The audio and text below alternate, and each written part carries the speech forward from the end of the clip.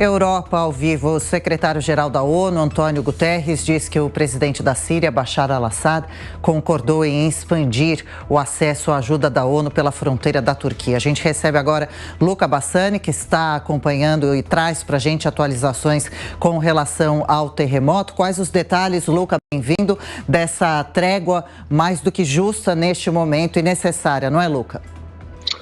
É sim, Adriana. Bom dia a você, ao Thiago, boa terça-feira a todos que nos acompanham. A gente sabe que a situação da Turquia em número de mortos, ela é mais grave do que a Síria, mas ao mesmo tempo a situação humanitária da Síria é aquela que preocupa mais as Nações Unidas por conta de ser um país que ainda está vivendo uma guerra civil desde o ano de 2011, portanto aí quase 12 anos de conflito. A gente vê também milhares de pessoas que morreram e outras milhões que buscaram refúgio em outros países do mundo. Da região noroeste do país, a gente vê que o presidente Bashar al-Assad não tem o controle absoluto de todas as províncias, o que dificulta não só o acesso das próprias forças sírias nessa região para tentar auxiliar a população que foi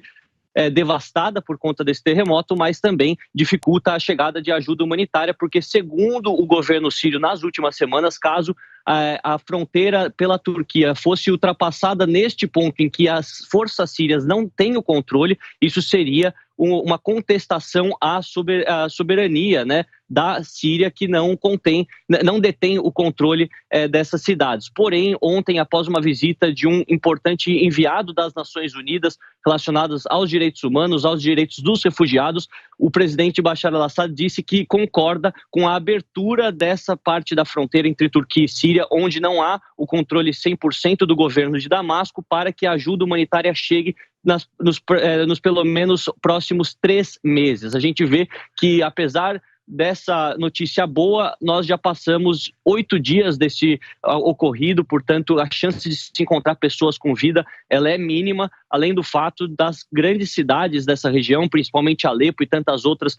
que fazem divisa com a província de Hatay, na Turquia, estarem ainda destruídas pelas mazelas da guerra, pelos bombardeamentos. Lembrando que a Rússia ajudou o presidente Bashar al-Assad de forma intensa a bombardear essas regiões que eram controladas pelos rebeldes, e agora as pessoas vivem mais uma destruição por conta do terremoto. Ao mesmo tempo, o cálculo das Nações Unidas e da OMS de pessoas que ficarão desabrigadas e em situação de vulnerabilidade, tanto em relação às questões alimentares quanto às questões climáticas, que ainda faz muito frio, ela passa dos 5 milhões de pessoas em um país de 22 milhões. Portanto, aí quase 1/4 da população em total desalento, e a gente vê que por mais que essa ajuda comece a chegar, as questões políticas, as questões militares ainda são bastante complexas na Síria. É um país que não tem só forças rebeldes de governo, também tem a presença de grupos terroristas que têm as suas células internamente na Síria, o que dificulta muito o trânsito de qualquer tipo de ajuda e também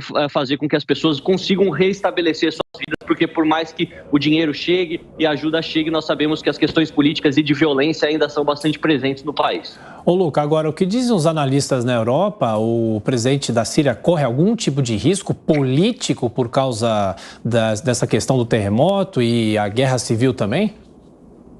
A gente vê, Thiago, que o presidente Bashar al-Assad, por não ter o controle dessas regiões e por exatamente estar na oposição, se considerarmos que os rebeldes que têm o controle, ele não tem nenhum tipo de perda política, porque já não é uma figura respeitada, uma figura amada nessa região. Muito pelo contrário, as pessoas que vivem nessas partes do noroeste da Síria querem exatamente a deposição do seu governo e o estabelecimento de uma nova Síria, uma nova constituição, até uma nova bandeira. De qualquer maneira, isso pode enfraquecê-lo perante a população de Damasco e das regiões do sul da Síria, as quais ele detém o controle, exatamente por conta de não estar tentando, ou pelo menos não estar conseguindo ajudar todos os sírios que supostamente deveriam estar sob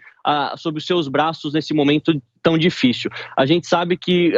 o Conselho de Segurança das Nações Unidas queria votar uma resolução perante a isso, caso o governo sírio não concordasse com o envio de ajuda humanitária por essa fronteira. Os Estados Unidos estavam pressionando para uma resolução do Conselho de Segurança, algo que a Rússia foi diametralmente contra, por ser uma aliada do governo de Assad, mas esse secretário das Nações Unidas acabou convencendo o presidente sírio e agora tudo parece que vai começar a acontecer. Mas mesmo assim, pelo tempo que se passou, essa ajuda será apenas para as vítimas que sobreviveram e querem ser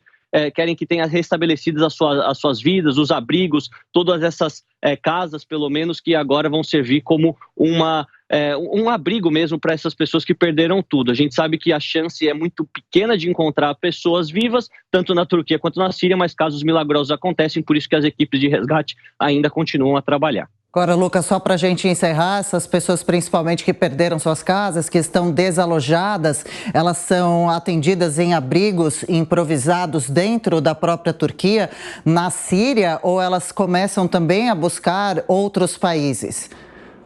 Pois é, na Turquia o que eu pude ver quando estive lá também é o estabelecimento desses hospitais de campanha, improvisados em áreas descampadas, exatamente pela possibilidade de terremotos secundários e também pela quantidade de pessoas doentes. Então, um hospital tradicional nessas cidades que também não são tão grandes do aspecto populacional não seriam suficientes. Na Turquia, isso tem conseguido ser estabelecido, inclusive eu conheci as tropas espanholas que estavam responsáveis por isso na província de Hatay. No caso da Síria, o problema é muito maior sobre como estabelecer hospitais de campanha em áreas que não são controladas pelo governo e cujos países das Nações Unidas, principalmente do Conselho de Segurança, não reconhecem essas entidades como legítimas, como é o caso dos rebeldes na Síria, não são reconhecidos pela China, não são reconhecidos pela Rússia. Então, tem um problema territorial, mas o principal objetivo é fazer com que essa ajuda financeira comece a chegar e também dos principais, dos mais essenciais suprimentos, assim posso dizer, água, alimento e cobertores. O estabelecimento de abrigos, de hospitais, isso acaba ficando num segundo plano, porque a situação das pessoas é de extrema vulnerabilidade e a falta de alimento e água é o que preocupa inicialmente. Então, se fazer com que isso chegue já nos próximos dias a essa população já é um grande alívio para essas pessoas e depois pensar nos próximos passos, lembrando que essa questão política acaba influenciando e atrapalhando até muito a vida dessas pessoas que tanto sofrem nesse período de extrema devastação. Sem dúvida. Luca Bassani, microfone Jovem Pan Europa. Até mais tarde.